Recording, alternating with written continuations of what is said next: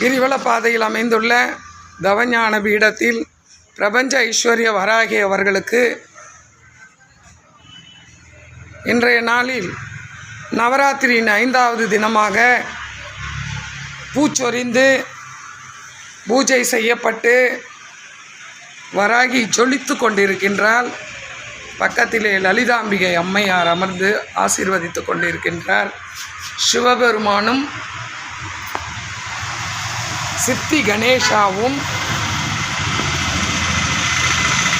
மேலும் செந்தில் முருகன் வள்ளி தெய்வ யானையோடு காட்சியளித்து அருள்பாலித்து கொண்டிருக்கின்றார். நடராஜ பெருமான் இங்கே தவஞான பீடத்தில் எல்லோருக்கும் அருள்பாலிக்கின்றார். ஆதி யோகி தவ நிலைமையில் இங்கே அமர்ந்துள்ளார். ஆதி பராசக்தியும் தவஞான ஈஸ்வரரும் காசி விஸ்வநாத் மகாராஜும் அன்னபூர்ணியும் வீட்டிலிருந்து அண்ணாமலை அருணாச்சலர் இவர்கள் அருளோடு ஆசீர்வாதம் செய்து கொண்டிருக்கின்றார்கள்.